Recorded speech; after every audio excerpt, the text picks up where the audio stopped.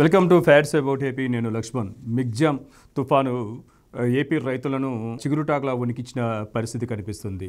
దాదాపు కోస్తాంధ్రతో పాటు రాయలసీమలోని కొన్ని జిల్లాలు యావత్తు అక్కడున్న ప్రజానీకమంతా వరదల్లో చిక్కుకున్న పరిస్థితి ఉంది.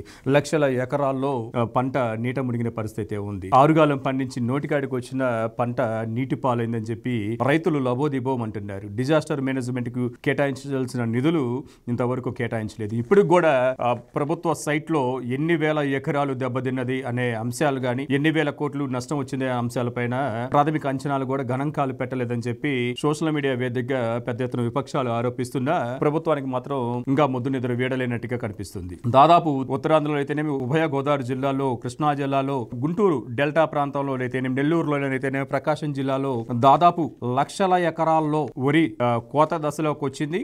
లక్షల ఎకరాల్లో వరిని కోసి నూర్పిడికి సిద్ధం చేస్తున్న క్రమంలో ఈ మిగ్ తుఫాను పెద్ద ఎత్తున విరుచుకుపడటంతో రైతుల యొక్క ఆశలు అడియాశలు అయిపోయి ఆ పంటంతా నీట మునిగిన పరిస్థితి ఉంది. రాయలసీమలో కూడా ఉద్యానవన పంటలు పెద్ద ఎత్తున దెబ్బతిన్నాయి. అరటి, బొప్పాయి పెద్ద ఎత్తున గాలులకు నేలమట్టమయ్యి రైతులు లబోదిబోమంటున్నారు. రైతుల్ని ఆదుకోవాల్సిన పరిస్థితి ఇప్పుడు ఉంది. విపక్షాలతో పాటు కొంతమంది ముందుకొచ్చి సహాయ సహకారాలు అందిస్తున్నా గానీ ప్రభుత్వం దీనిపైన ఎటువంటి ఆలోచన చేయట్లేదు.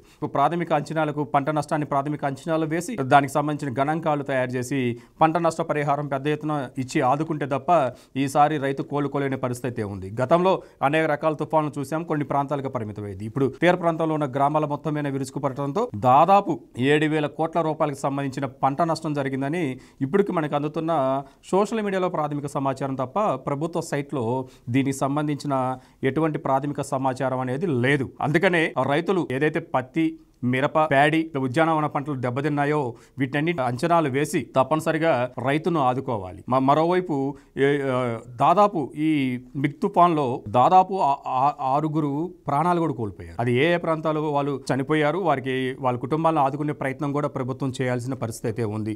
ఉత్తరాంధ్ర నుంచి అంటే శ్రీకాకుళం నుంచి చిత్తూరు వరకు అన్ని ప్రాంతాల్లో ఈ వరుస ప్రభావం ఉంది కాబట్టి ఈ వరద ప్రభావంలో దెబ్బతిన్న ఇల్లులకైతేనేమి, జరిగిన ప్రాణ ఆస్తి నష్టాన్ని అంచనాలు వేయాలి. పంట నష్టాలను కూడా అంచనాలు వేసి లక్షల ఎకరాల దెబ్బతిన్న ఈ పంటలకు నష్టపరిహారాన్ని అందించే విధంగా ప్రభుత్వం చర్యలు తీసుకోకపోతే రైతు నిజంగానే రోడ్డును పడతాడు. ఇప్పటికే సరిగ్గా పంటల పండగ అప్పులు పాలయ్యి తీవ్ర వర్షాప్రభావంతో ఉన్న రైతు ఏదో పండిన పంట, సముద్ర పరివాహక ప్రాంతంలో ఉన్న కొంతమంది రైతులైతేనేమి, నీటి వసతి ఉన్న ప్రాంతాల్లో ఉన్న రైతులకి ఏదో కొద్దో గొప్ప పండించిన పంట కూడా ఈ విధంగా నీటి పాలవటం, ఈ తుఫాను బారిన పడి పంట నష్టం జరిగి వస్తున్న ఆదాయాన్ని కోల్పోవటం చాలా దురదృష్టకరం అని చెప్పాలి. దీనిపైన ప్రభుత్వం ఆలోచించాలి. జగన్మోహన్ రెడ్డి గారు దీనిపైన ఆలోచించి తగు నిర్ణయం తీసుకుంటే తప్ప ఈ ఏడాది రైతు అయితే కోలుకోలేని దెబ్బే తగిలిందని చెప్పాలి. తప్పనిసరిగా ప్రభుత్వాలు ఆలోచించాలి. విపక్షాలు కూడా పెద్ద ఎత్తున ఏ జిల్లాలో వరద ప్రభావిత ప్రాంతాలని, ఆ ప్రభావిత ప్రాంతాల్లో విపక్ష నేతలు కూడా పర్యటిస్తూ వారికి ధైర్యం చెప్తున్న పరిస్థితి ఉంది. కానీ అధికార పార్టీకి సంబంధించిన నేతలు కానీ, ప్రజాప్రతినిధులు కానీ, మంత్రులు కానీ, ఎమ్మెల్యేలు కానీ సక్రమంగా వరద బాధితులను ఆదుకునే ప్రయత్నంలో భాగంగా భరోసా ఇచ్చే ప్రయత్నం కూడా చేయటం లేదు. మొన్న మంత్రి రోజా గారు కూడా గొడుగు పట్టుకొని వర్షంలో తడుస్తూ ఆమె టిక్ టాక్ వీడియోలు చేసుకుంటూ సోషల్ మీడియాలో హల్చల్ చేసిన పరిస్థితి కూడా కనిపించింది. ఈ విధంగా వైకాపా మంత్రులు, ఎమ్మెల్యేలు ఉంటే రైతు గోడు కానీ, లేకపోతే వరద బాధితులు చిక్కుకున్న ప్రజల యొక్క గోడు కానీ ఎవరు వినాలి అని చెప్పి సోషల్ మీడియాలో పెద్ద ఎత్తున విషయమైన పెద్ద ఎత్తున విమర్శలు వెలువెత్తున్నాయి.